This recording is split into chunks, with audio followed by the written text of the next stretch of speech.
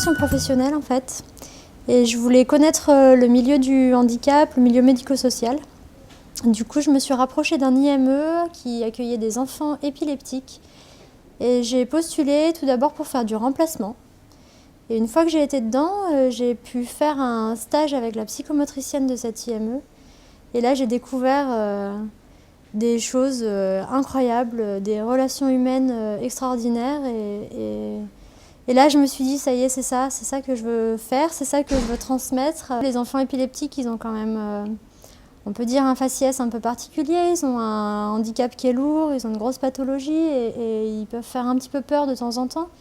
Et on ne voit pas forcément les enfants en premier, on voit des enfants malades, handicapés. Et je trouve que ce travail est hyper intéressant parce qu'on arrive à découvrir des personnes, des personnalités différentes, des enfants différents, des enfants qui jouent, des enfants qui pleurent, des enfants qui sont contents, qui nous font vivre plein d'émotions en nous.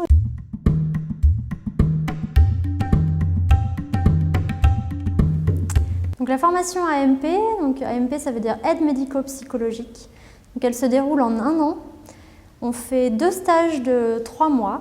Un dans le champ de la gérontologie, un dans le champ du handicap. On a des semaines de regroupement, en fait, c'est un petit peu, en tout cas à l'IFTS, c'est en alternance, 1 semaine de regroupement pour l'école et 3 semaines en stage. Il y a beaucoup de théorie et pour notre pratique professionnelle, c'est hyper important d'avoir tous ces bagages avec nous. Ce qui m'a vraiment marquée dans cette formation, et je pense que je ne suis pas la seule, c'est une intervenante, une ancienne éducatrice spécialisée qui nous fait quelques cours. C'est une personne vraiment admirable. La phrase qui la caractérise elle et qui caractérise vraiment le métier dans lequel on se projette, c'est l'urgence dans ce métier, c'est de prendre le temps. Il faut prendre le temps, il faut travailler en équipe et pour ça, ça ne se fait pas dans l'urgence.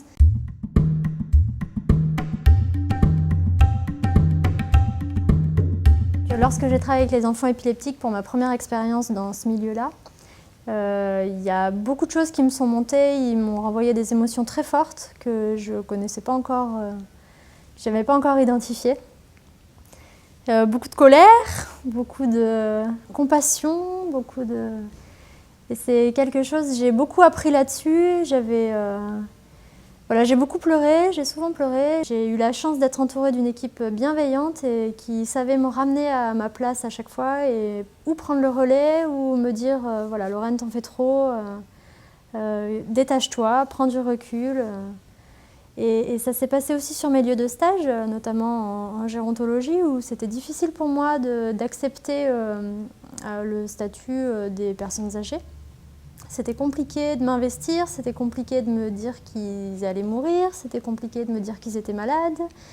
Et la MP, ma référente de stage, a été vraiment formidable et très disponible pour m'expliquer, pour me dire qu'il fallait accepter. Grâce à la formation, grâce à mes expériences précédentes et grâce à tous les professionnels qui ont été bienveillants autour de moi, je sais contrôler ces émotions et du coup j'arrive à adopter la bonne attitude. Maintenant, ça y est, j'acquiers un statut de professionnel.